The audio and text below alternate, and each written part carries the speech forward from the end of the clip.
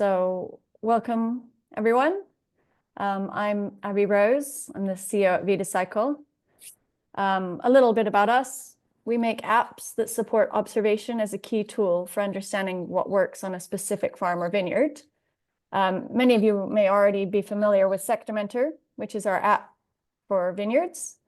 Demeter makes it easy to predict yields, monitor ripeness, understand soil health and biodiversity, track vineyard activities block by block, and much more. And it now includes the Regen dashboard, which we created in partnership with Nicole Masters. And that allows you to benchmark and track your regenerative viticulture journey using what we call the 10 regenerative indicators. And you can also get tips and tricks from Nicole on how to improve them. So at Vidacycle, we're committed to building ecology, profitability, and beauty on farms around the world. And we're always exposed to amazing stuff that's happening, but it really feels like not enough people hear about some of that work that's going on the ground. And in particular, the implementation details of a regenerative approach. So really, the Regenerative Viticulture Series is about connecting the conversations, sharing knowledge, and highlighting the work of people like Robin Snowdon, who we have here today, and others as brilliant resources if you want to take a more regenerative approach. So just a little note that please do ask any questions you have in the Q&A. There's a Q&A functionality on Zoom. And if you want to ask a question at any point, if you type it in there, it'll be visible to everyone else. And then people can upvote questions that they want. And then about 10-15 minutes from the end, we will look at those questions and be sure to ask them. Oops. Okay, great. So let's get going. It's such a pleasure to be talking to Robin Snowdon. I've actually never met Robin in person, but I have tasted your very delicious Pet Nat Rosé through a friend, Kimberly Bell, who is committed to modeling small supply networks and food community. So that was a real joy. Robin was also the teacher on the Biodynamic Viticulture course that Victoria, who's part of our team, and I participated in just over a year ago.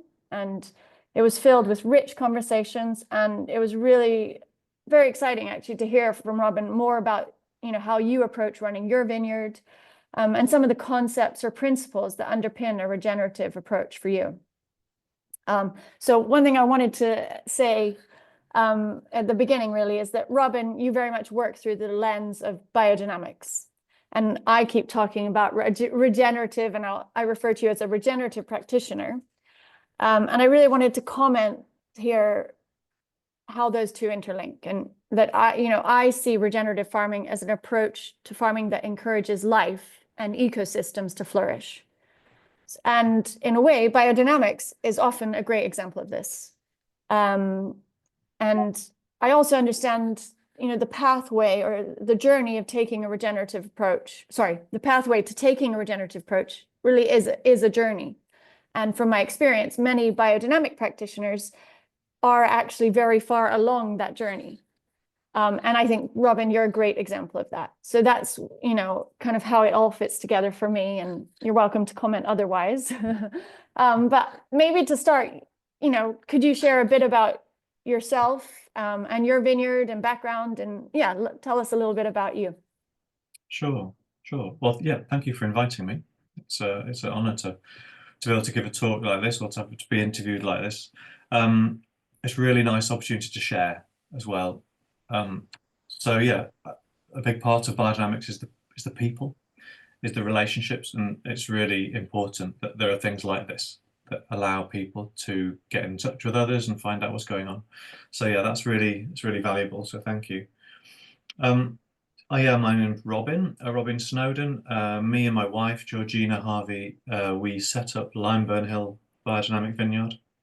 We are just south of Bristol. The vineyard itself is about, it's only a couple of hectares on maybe a 4-5 hectare farm. So we purposefully plant less than half of the land with vines.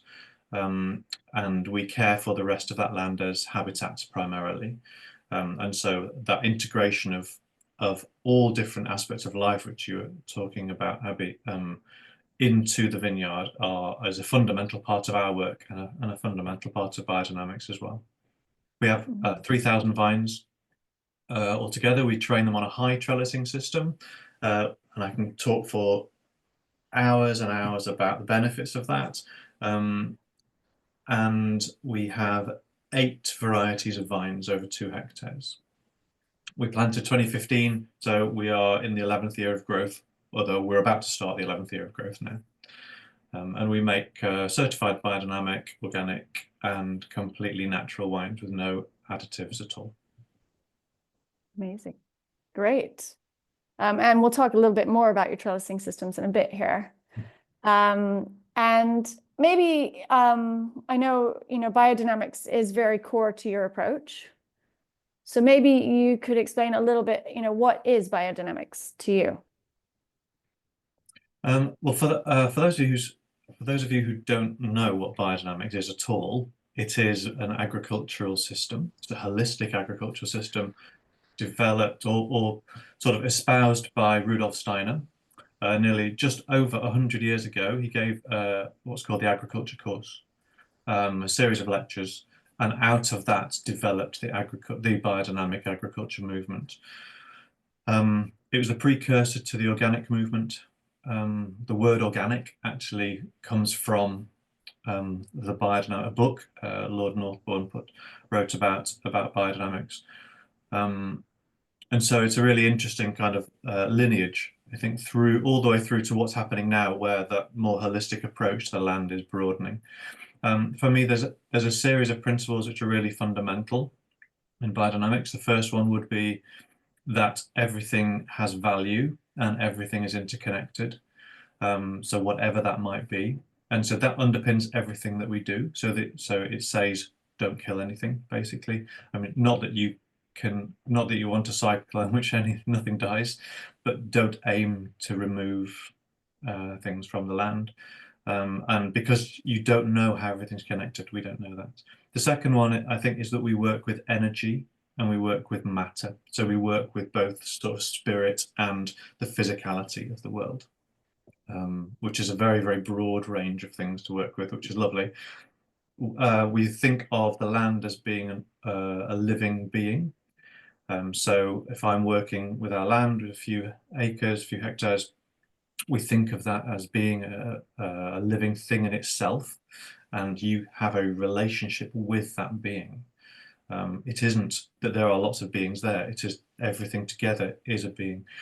So that changes the relationship that a farmer has with the land, certainly a million miles away from a conventional way of thinking.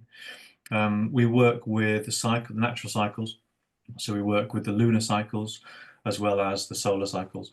It's quite complex layers of lunar energy that we work with, and you can work with it in lots of different ways. And then we work with a series of natural treatments. So we don't work with any chemicals on our vineyard. Or any synthetic chemicals anyway. We work with natural treatments. The biodynamic preparations, 9 of those, and then a whole series of usually plant-based treatments to keep the land and the vines as healthy as possible. So there you go. Great. Short introduction to yeah, well done. Summarizing it. Yeah, no, and I think that's clear. And hopefully some of those principles will come out through in the next 35 minutes here about, as we go through some questions. And they definitely, yeah, I'm sure they will. So Definitely. I guess I wanted to start thinking particularly about how you practice biodynamics. And you've spoken to me a lot about how place is one of the core concepts in your approach. And we actually often hear this from regenerative practitioners more widely, like there's no one size fits all solution. Everything has a specific response to that place or that context. I know Gabe Brown and his team at Understanding Ag, they had 5 soil health principles and they added a 6th context later on because they realized that actually, it's one of the most important things when you're thinking about how to approach or what to do at a certain place. Mm-hmm. So maybe, yeah, can you say a little bit about what you mean when you say place as being a core principle, and maybe what does that look like in your day-to-day? So I think place is directly linked with one of those principles, which is the idea that the land is a being. The land is a living thing. And everything, if you think of it as a living being, then everything that goes to make up that living being is the place. So it's the physicality, obviously, it's the soil, it's the geology, it's um, the water that flows through it, it's the weather, it's the climate, it's the microclimates, it's the shelter areas, it's also all the living things, all the trees, all those sorts of things everybody knows about, all of the things that you have to look after in order to keep a land healthy, and you need to understand if you're going to grow healthy crops. It also includes other aspects, I think, in the way that we think about it, which is what's happened there in the past. So we think of it's important that we know the history of a place.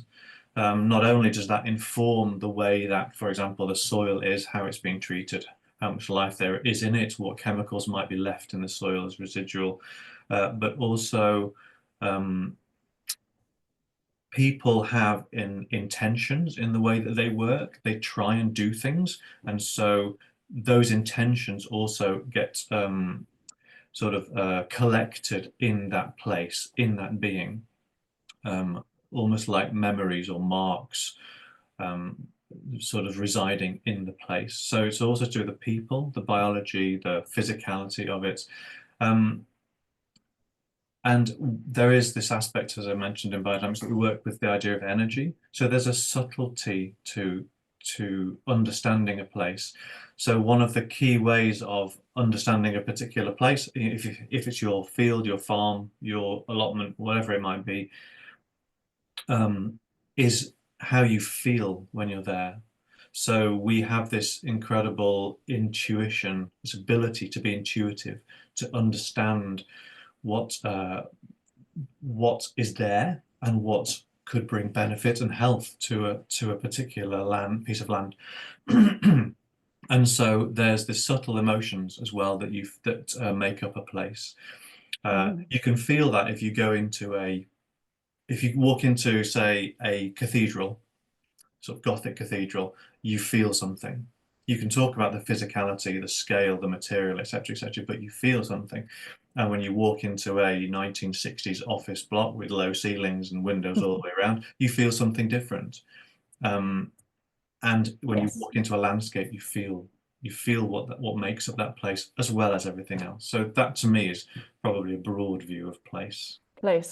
Yeah, and I think it's on all of those things then combine to have some very specific outcomes or manifestations of how you then practice or how you then are in relationship with those vines that are there.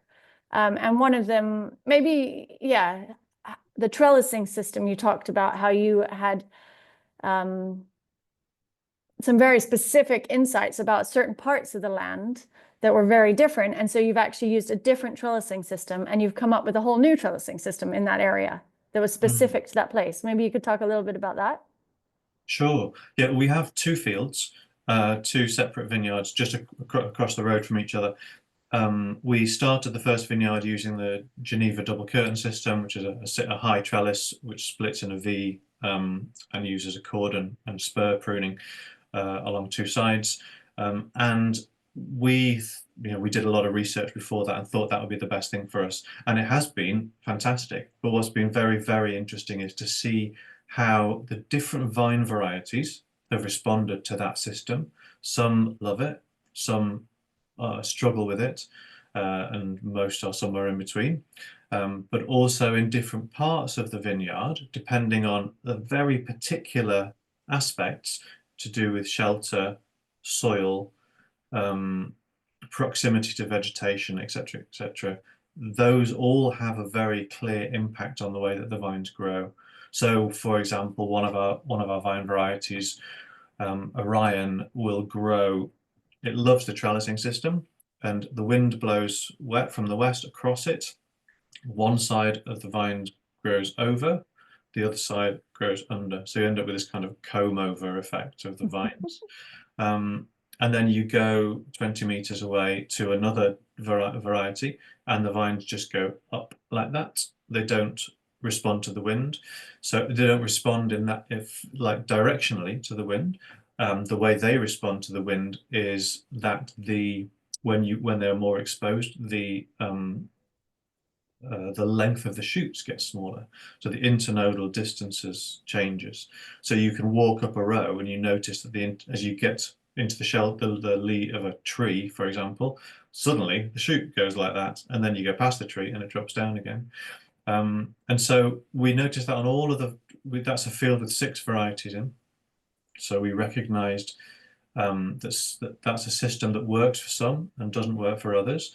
And so we tried to develop another system from that to gain all the advantages of having a high trellising system, but also to avoid some of the problems that you might get with the wind, or to allow vines which prefer to grow a bit lower and more upwards to be able to do that. So we developed it's a different trellising system. It seems to be similar to, I think, what the American system called the Watson system,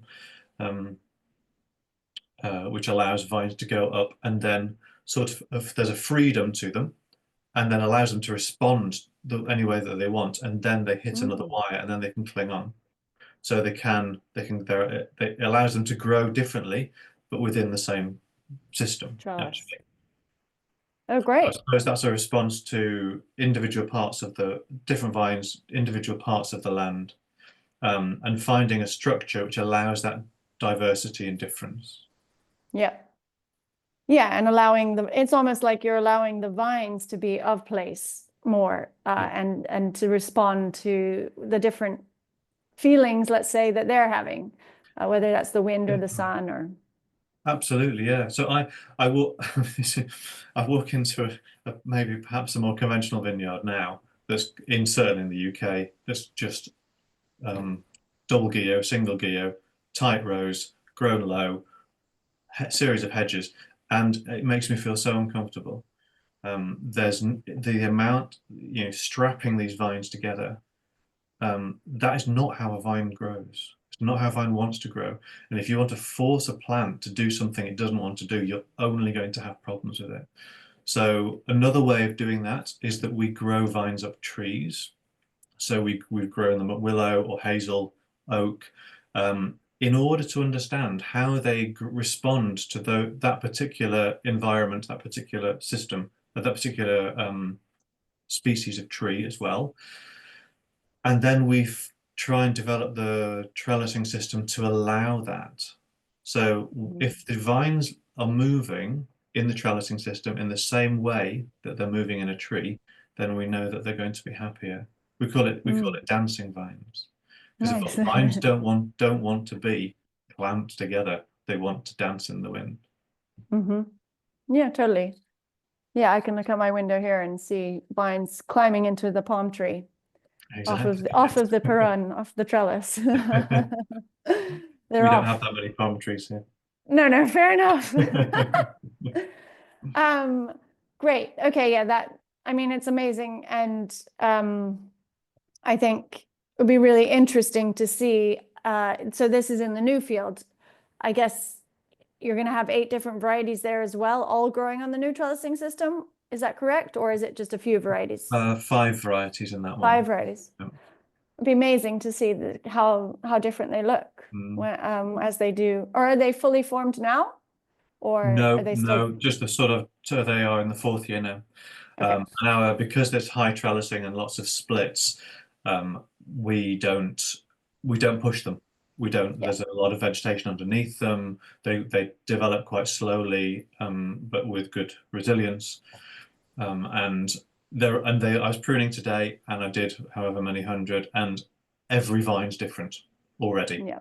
And that's what we're looking for. And I remember doing workshops in viticulture, being told that all your vines should look the same, so that all your grapes are all the same, so that all your wines are all the same. And that is the exact opposite of what we do. Got it. Great.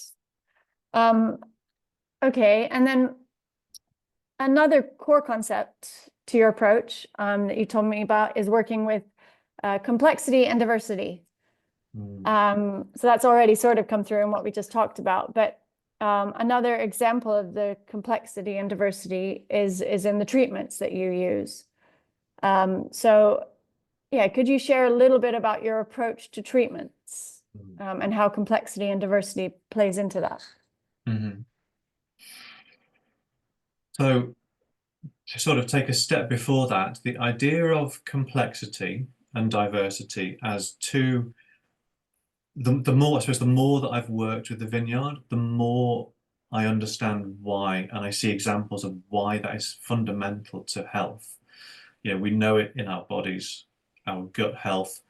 You don't want one bacteria there. You want, lots and lots. You want a rich ecosystem. The more diverse an ecosystem, the more resilient it is. And it's the same in a vineyard. So the more varieties you have, the more life you have, more floral diversity, more fauna diversity, more soil microbe diversity, more edges diversity, more condition diversity within the field, the better for the resilience of the vines, and also the better for the health of the person who's caring for the vines as well. If you come to our vineyard in July, you'll be walking through a wildflower meadow. If you go to a vineyard that's been sprayed off and every vine looks exactly the same, that is not going to be good for your health, never mind the health of the vines. So we think on a much broader picture when it comes to diversity. Obviously, biodiversity is key. I am a very, very keen bird watcher and always have been. And my dream was to live on a nature reserve. And so that's what we have created here with the vineyard. And part of that is this diversity of the way that you care for the vines. So one step is not to try and make every vine do exactly the same thing. The more diversity you have in the vines, the more diversity of flavor you have in the grapes, in the wines. The more diversity of vine varieties you have, the more chance you have of having a good crop at the end of the year. Some early, some mid, some late, some high yield, some low yield, etc., etc.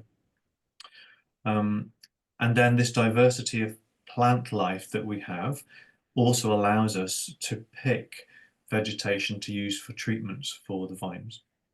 And so we work with a lot of different plant treatments. So for example, if I went through the year, we'd be working with, we make a pruning paste at the moment, which uses bay and rosemary, cow manure and horsetail, and clay. We use sprays of nettle, horsetail, willow, dandelion flowers, chamomile, valerian, which are the biodynamic ones. We use a lot of comfrey, a lot of willow, actually. Willow's really good. Again, we use plants that would make essential oils, but we don't make the essential oils. We boil them to release the oils, and then we use all of the liquid. So we use bay and rosemary, lavender, thyme, lots of other things as well. I'm trying to think. And what's quite interesting is, I think, one thing that we found, and one thing that when I've spoken to some other practitioners who do this sort of work, we begin to notice that when plants grow really well, the time of year that they grow really well. So, for example, nettle is very vigorous, very strong, very full of energy in spring before it sets flowers and seed. If you use the nettles, then they're high in nitrogen. At that time of year, that's when the vines need nitrogen. So you don't need to be adding nitrogen later on in the year. So, and we found the same with the dandelions. And the dandelion flowers, which are high in potassium, they are flowering at a time when the vine needs potassium. Yarrow comes later, and that helps the vine defend itself against excess amounts of mildew. because it's a high sulfur content. And we've noticed that happens. It's happening more and more. You recognise that. So Mm. part of it, I think, is actually being able to see, try things out, research, and understand those things. But all of our sprays will have probably between four, 5, 6 different different plants in them. So a typical spray in spring would be nettle, dandelion, willow, and horsetail, for example.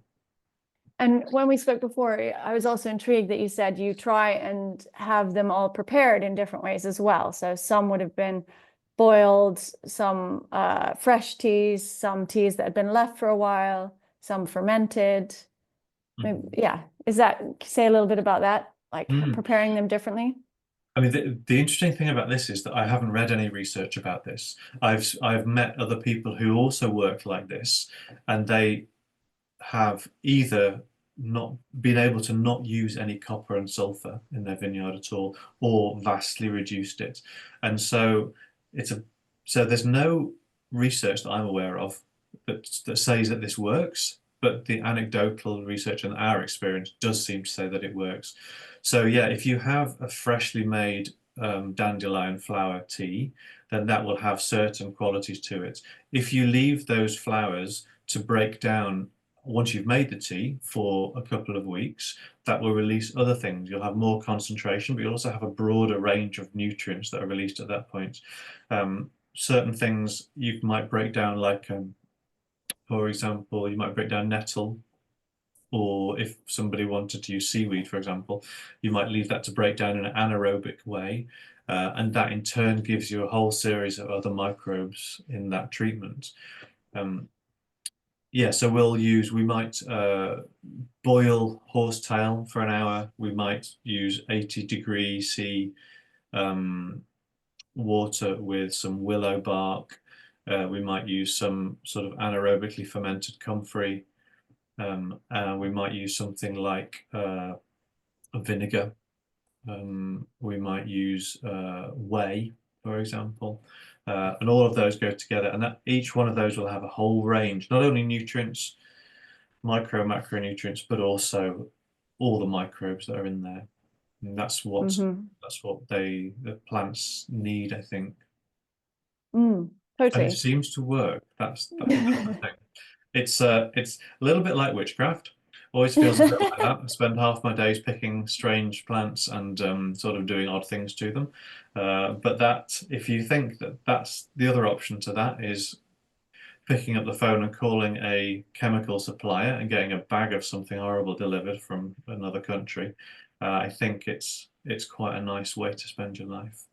And I think, what I get from what you're saying is obviously there's a certain amount of stuff that has been researched and does have scientific backing. And then there's a certain amount of, like, you have some clear principles that you apply, and complexity and diversity is one of them. And then it's always about experimenting with applying that principle in different ways and seeing, I guess you could say, seeing how far you can take it.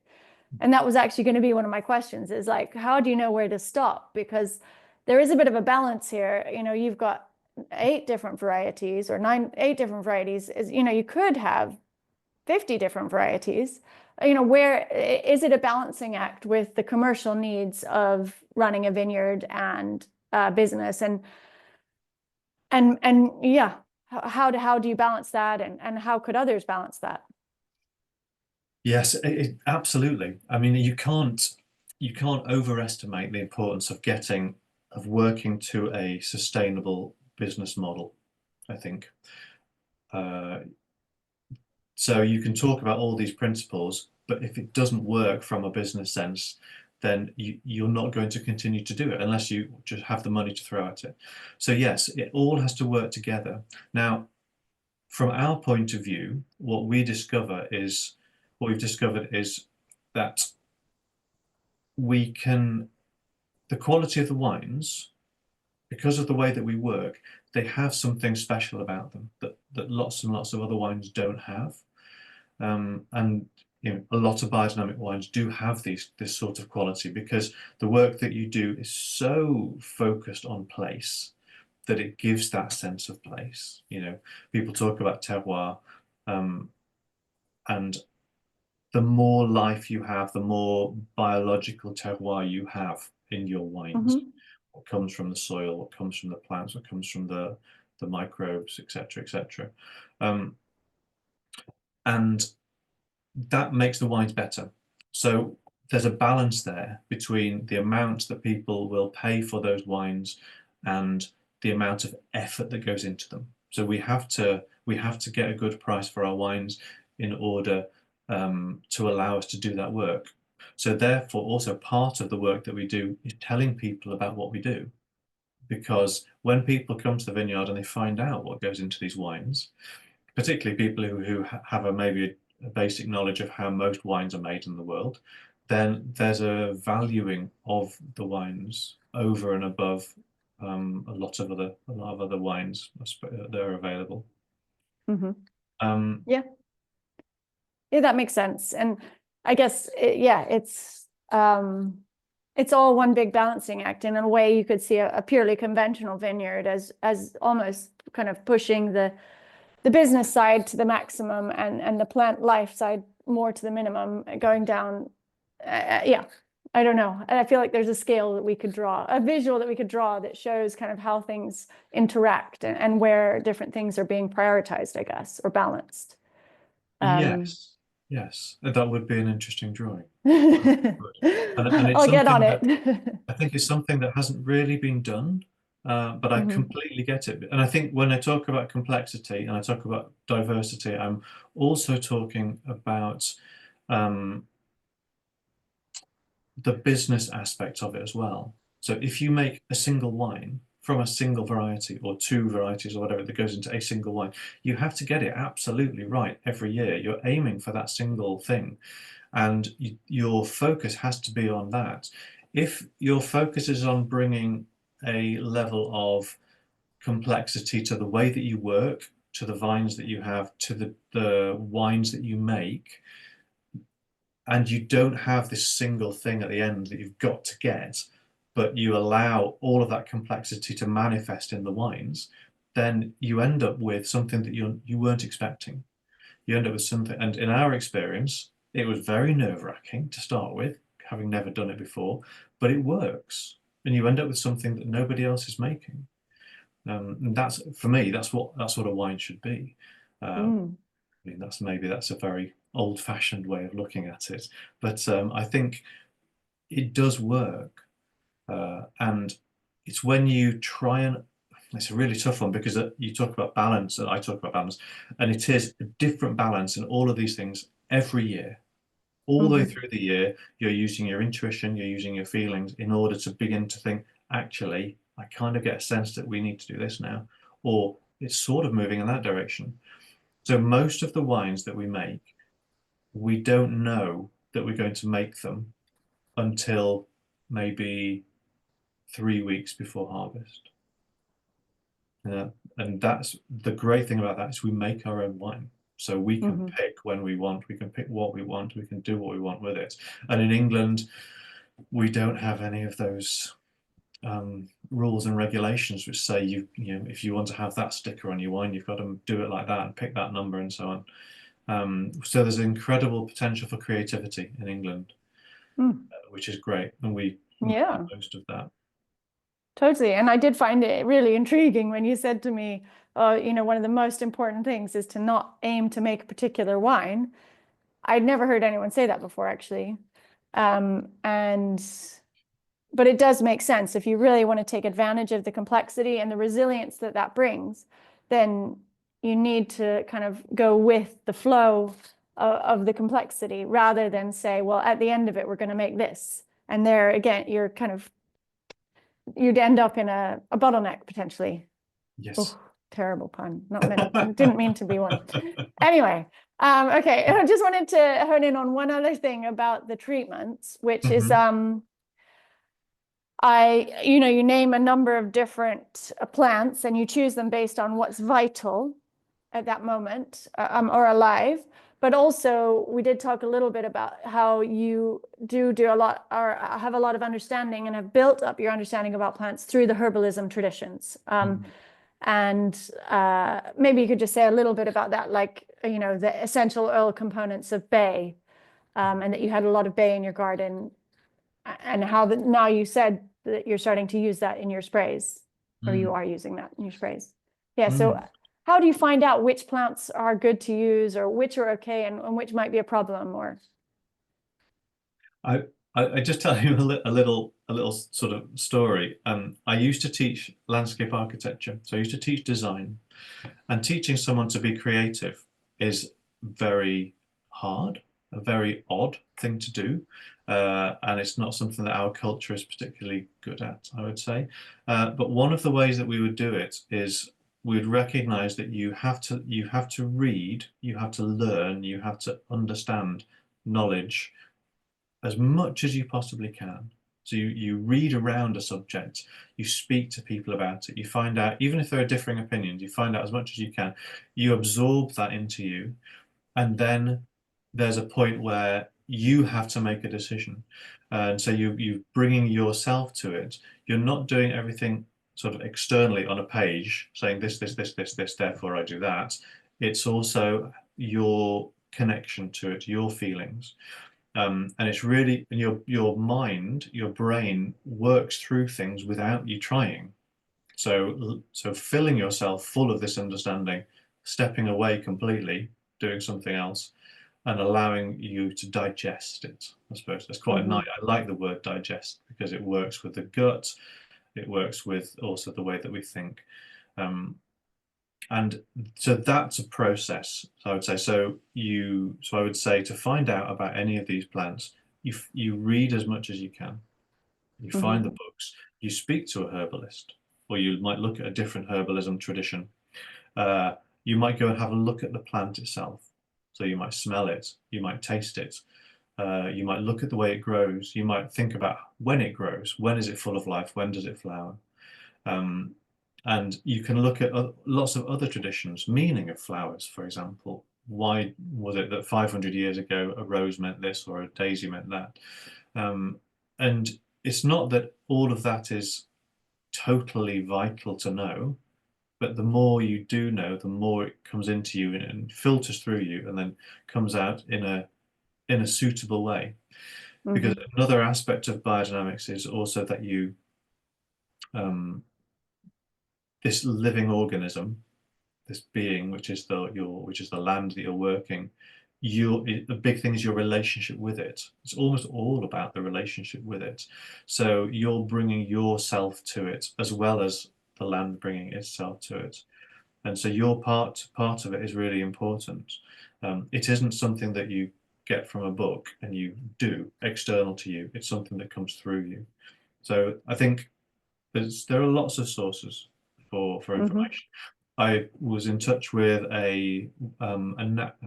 what do you call it? A woman in Turkey who picks wild grapes and makes wine from them. So she finds trees that have vines growing in them in the wild, and she picks those grapes and she makes wine from them, makes natural wine.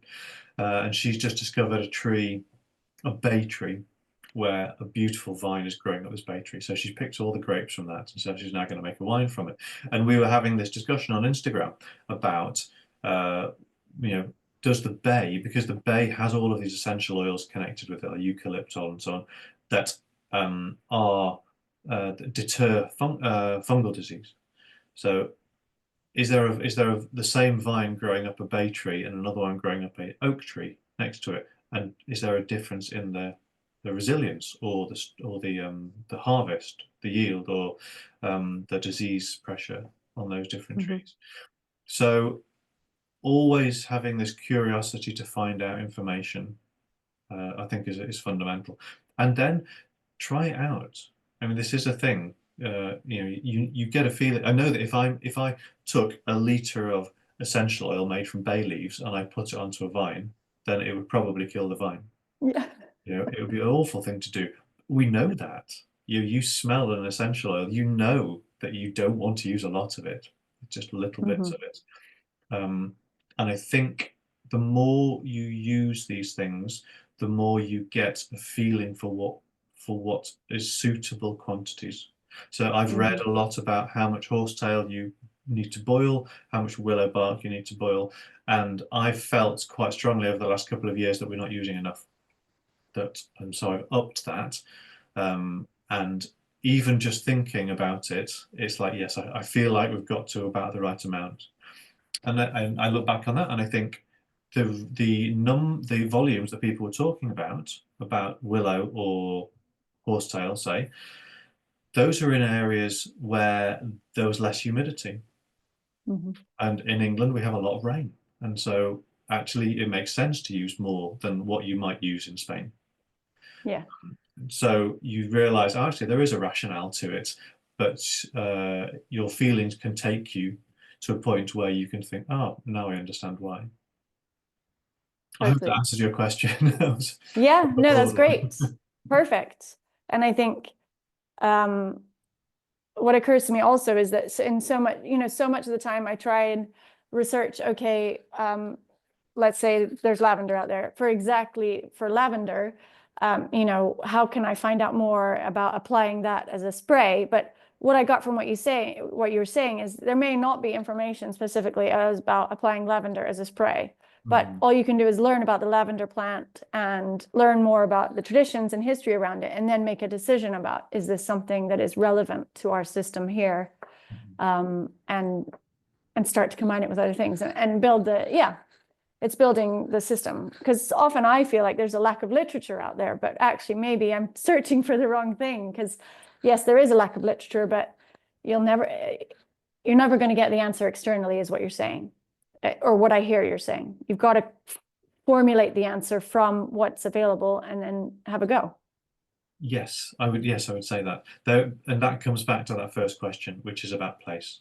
So everybody's piece of land, every small area within a piece of land is different, and your role as a sort of a carer or grower in that land is to understand that and adapt your processes to suit that place. Nobody else can do that. That makes sense. And okay, I know we've had quite a few questions, so I'm just going to jump to the questions now. Okay. And because there are some detailed questions, and I think it'd be great to get them answered. So the first question I can see is from Erin Rasmussen, and they say, do you see any benefit to wire-free trellising? So simply staking the trunks and allowing shoots to grow up and then fall down with their own weight or the wind. Do you have any thoughts on that? Oh, so I did see that somewhere, actually, up in Yorkshire. And the reason that they did it was the winds were so high that they would damage the vines when they put them on trellis. And the temperatures were so low that they didn't have to worry about downy mildew. And so that's a very particular condition. I have to be honest, the grapes didn't ripen properly and the wines were terrible. So it's probably not you can grow them along the ground if you're not going to want them for grapes. In maybe a wet UK climate. In other climates, I guess you can. I mean, that's how they grow it in Lanzarote, I think, isn't it? Yeah. On the ground. In Chile as well. Probably depends on where you are. My concern would be to do with, well, I suppose in our situation, the concern would be humidity along the ground. And in our situation, we have sheep as well. So our sheep would just eat them and be very happy at the end of it. Yeah, that's a major issue. So it is, all of these things come together. If you have animals, if you have humidity, if you have extensive growth at ground level of the natural vegetation, or if you have something that might be damaging them at that level, it's all suitable to your land. That would always be my answer, unfortunately. Well, that's right. That's a good answer. Okay, great. And then Kelly Johnson has asked, how does having GDC and Watson interact with tractor maneuvering? Any thoughts on how these systems, including growing vines up trees, would perform on a larger commercial scale? So business model again. I don't see any reason why GDC can't be used, and it is used on some very big vineyards. So that's not an issue. I think that tractor-wise, we don't use tractors. We use a quad bike. There's no issue with tractors. You just need to get your row spacing correct, and you have your turning areas at the end large enough for tractors to work. If the question is to do with mechanical operations, for example, shoot thinning or leaf stripping or harvesting, then yes, those are more complicated with a Geneva double curtain system. No question. That's one of the reasons that people don't use it, because we don't really have them. You can't buy the machinery off the shelf that suits that growing system. So it's more suitable, I would say, to maybe a more hand working system. But spraying tractors, it doesn't make any difference. You just get the spacing of the rows correct. And what about the Watson system alongside the GDC system? How do they interact? Can you use the same tools for both of them at the same time? Well, we haven't got a full Watson system. Okay. The Watson system typically is grown much actually higher than a GDC. So a GDC is usually grown at about 1.5 meters. I say, yeah, typically you can grow it at any height really.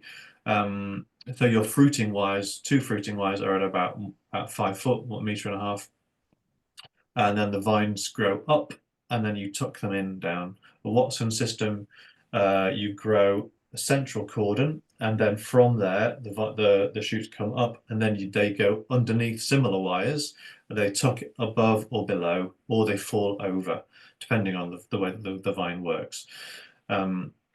I am really enjoying the system that starts in the middle and comes out, because the vines seem to want to be happier to grow like that.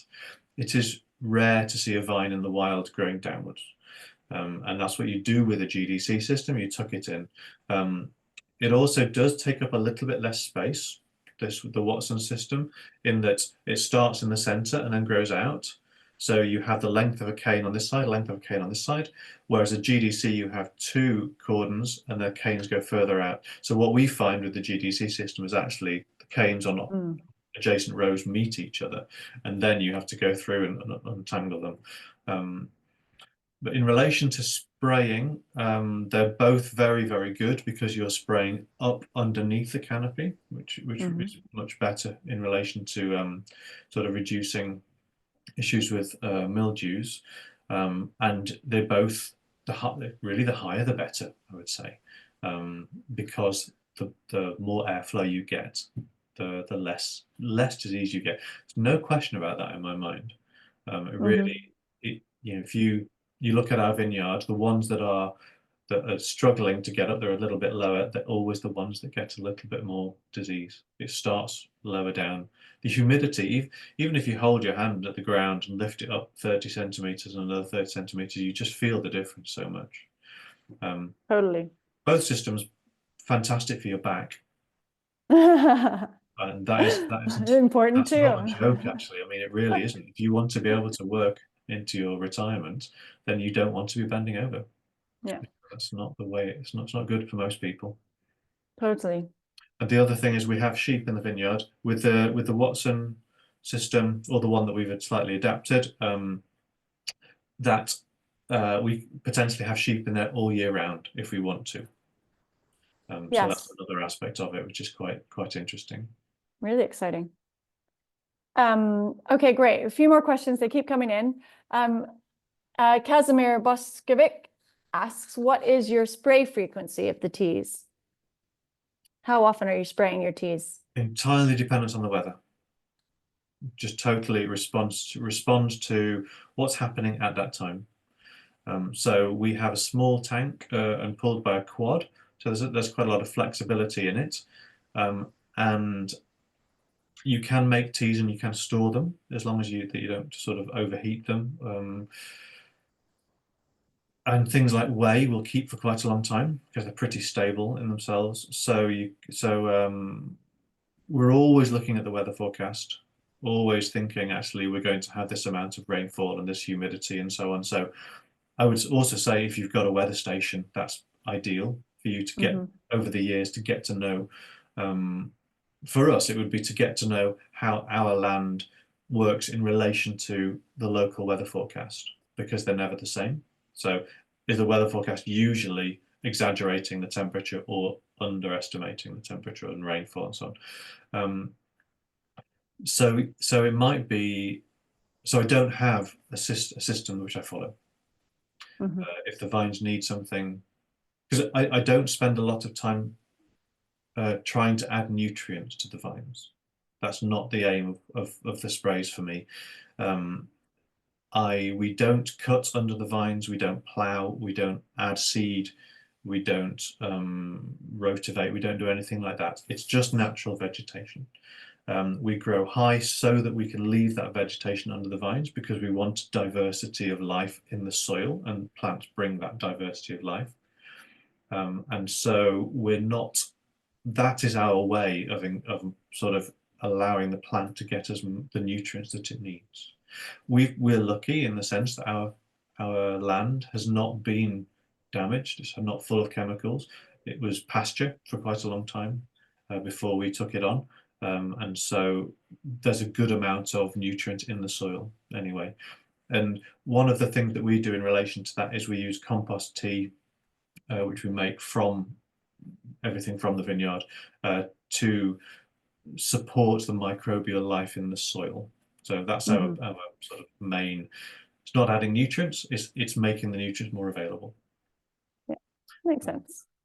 So I know it'd be really lovely if I say, yeah, we spray every 2 weeks, but it isn't like that. Sometimes the maximum we would do is probably once. We might do it once every 10 days. Okay. But other than that, some of our vines I don't spray the whole year. I don't touch. One of our vines last year I pruned it, and the next time I did anything to it, I harvested it. Amazing for the UK. That's to do with the trellising system, the vine variety. The place. Responding to place in the first place. Exactly, yes. In the first place, that's a good one. Okay, great. Harold Roebuck asked the paste for pruning. Would you share a kind of recipe? Maybe not. Obviously, we have all talked a lot about place and responding to place, so your recipe may be different from someone else's. But generally for your place, what recipe are you using for your pruning paste? Pruning paste, yeah, we use we'll use organic cow manure and equal amounts or biodynamic if possible, of clay. So we mix those together into a paste, and then in order to get the consistency that you can use with a brush onto the pruning wound, we add horsetail tea.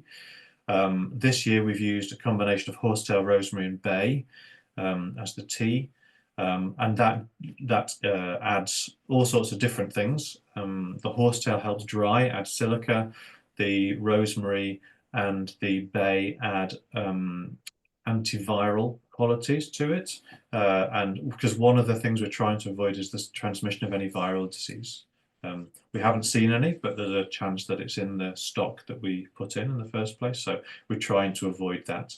And then you just mix it up to the consistency that you can dab on the wound. Great, thank you. So I walk around and it's incredibly basic. I have 2 old plastic milk bottles that I've cut front off halfway down. One has rosemary and bay boiled in water as an antiviral, and that's what I put the secateurs in. And then I have another one next to it with a paintbrush and with a pruning paste, and I just walk along and I do the pruning and then I do the pasting on each vine. So between vines, you're always sterilizing with essential oils. Understood. Clever. Okay, got it. Thank you. Okay. We have another one from Erin Rasmussen, which says, can you talk about your disease pressure cycle when you see or expect certain fungi to arrive and how you react to or prepare for this part of the ecosystem? So we always have some downy every year. Different vines are more receptive to it, I think. Some are more resilient. When we're getting to a point where we know the temperature and the humidity and the rainfall is going to be suitable for that, then we will always work with willow. We will always work with an essential oil of some sort, or the equivalent through using herbs. Almost always with whey. So both the essential oils, I think. So we used to think, this is another interesting thing about the research. The research used to show that essential oils have a direct impact on fungal disease. So it actually kills the fungal disease. Whereas now some new research I was reading shows that it actually activates the immune system of the vine and makes it more resilient. So an SAR response. Systemic response. And willow, the salicylic acid in willow also does the same thing. And so if there's going to be a time where you've got disease pressure, through knowing that that the weather will bring that, then we'll be doing sort of treatments of that at that time. So we'll do those sort of treatments to support the immune system, ideally before you, if possible, if you know what the weather's going to be the day before, that would be the perfect time. If we have it, then we will always work a lot with the canopy. That's our main system. And we found that you'll often find we have downy and it spreads a little bit, but it never gets out of hand. It never gets out of hand any year. We always have good grapes at the end of the year. We'll lose some of the leaves, but we'll definitely clear leaves around the grapes to allow the sun in and to allow the wind through. It is amazing when you grow high. You grow, your grapes are 1.5 meters high, and the leaves are off around the grapes. It rains, you come out, 15 minutes after the rain, there's no water on them. It's really, really interesting to see. It works so well. Yeah, so cool. Not true of a lot of grape systems in general. Yeah. Okay, we've got 2 more questions here. I actually had one final question, so we're going to go 5 minutes over. I'm sorry about that, people. I do try and keep to time, but there's lots of good questions, so we're going to do this. One from Leona Depp, which says, could you give a 1-sentence definition of regenerative viticulture, please? And maybe we'll leave that for the end. But the other question is, what are the most challenging pests to control for you? For example, is SWD an issue? That's a good one, yeah. So we had SWD last year, not last year, sorry, 23, for the first time. And that was an absolute shock. Did not expect it. We didn't have any last year. Now, we do a lot, we had, what do we have? Light brown apple moth a few years ago. We have orchards nearby. And they lay their eggs in the grapes, and then the larva of the moth eats the grapes from the inside. So you don't know you've got a problem until your grapes suddenly just go and disappear. So we had that. We put up lots of nest boxes, lots of bat boxes, and we increased the bats on the land and the number of insectivorous birds. And we've never had a problem with it since. We always get again a little bit, but so that's our ideal system. It is maybe a bit idealistic, and I know that in lots of systems it isn't going to work.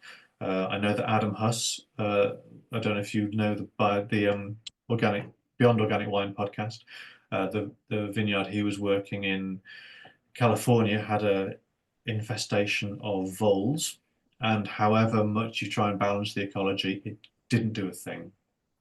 So in a lot of systems, you can work, if you have a diversity, you can bring balance, but not always. So last year, 24, we noticed that the number of long-tailed tips in the vineyard had rocketed. I mean, we had, I don't know, maybe 40, 50 of them in the vineyard, whereas before we might have had 8 or 9. Right. And they work their way through the insects, small insects, so small flies. And we didn't have a problem with SWD last year. Now, I'm not saying that they are connected, but it wouldn't surprise me if they would have had some sort of impact.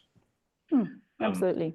Other things about SWD, I would say, I was talking with Jean at Anchor Hill, another biodynamic vineyard there in Wales, and he was saying that if you use certain essential oils that deter insects and you have hedges around you which encourage insects, then his idea is that you might be more like the insects will be more likely to go for the things that don't taste of bay or don't taste of rosemary, but they taste of blackberry and they taste of elderberry. And so there's maybe something in that as well. I'm quite intrigued by that idea. So that might be an option. Watch the space. Okay. Great. And then one other question from Logan was that you mentioned wider vine spacing. Was that both in the row and between rows, or? Oh, yes, that's another good one. I really hate the idea of planting your vines at the same spacing, and I kind of wish I hadn't done it. But I haven't worked out a better way of doing it on a commercial scale. So our rows are 3 meters wide and 1.5 meters between the vines.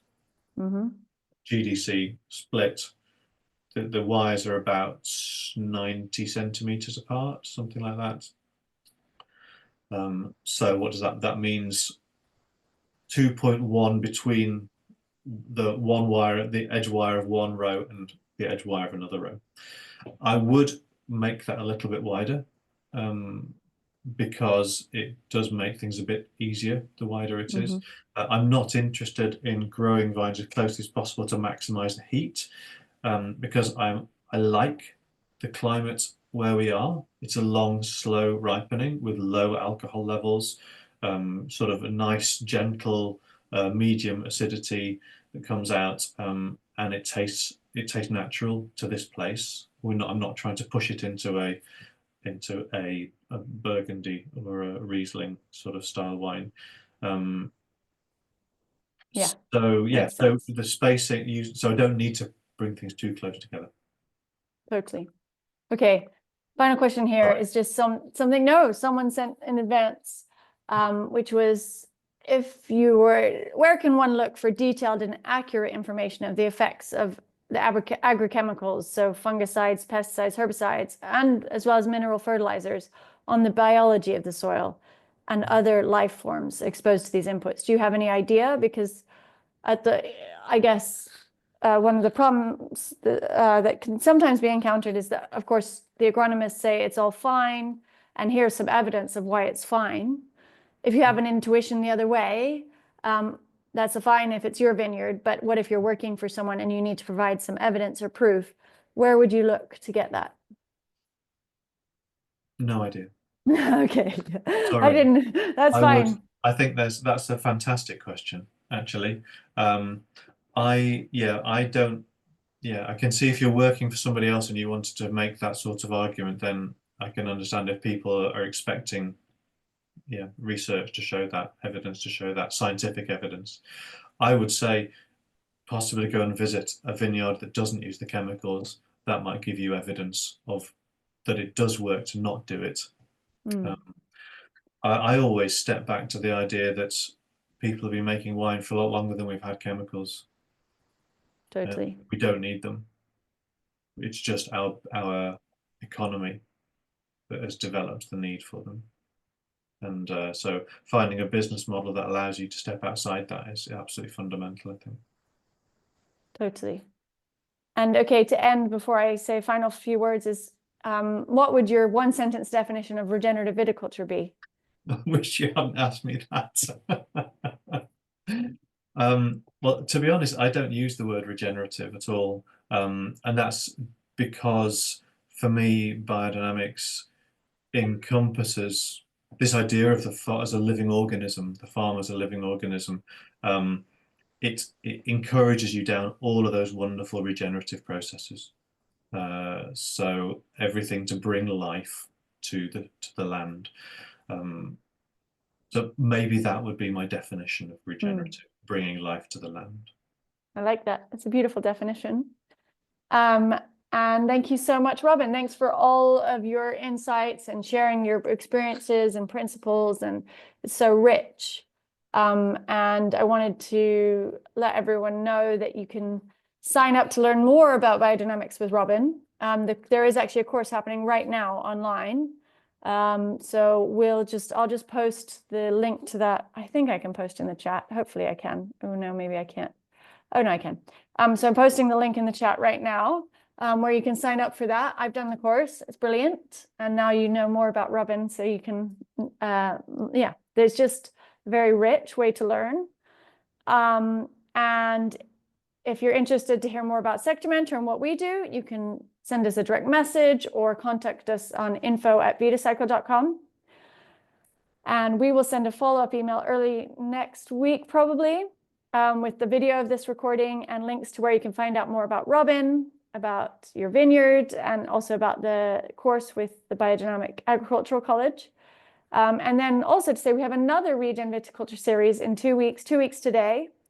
And that will be with Ham Street Vineyard team in Kent. So that's Wednesday, the 5th of February. And yeah, we followed their journey from the beginning, and they've been experimenting with different regen practices along the way. So it'll be great to hear kind of what their learnings are so far. And finally, you can also head to our Regenerative Viticulture Hub on the website.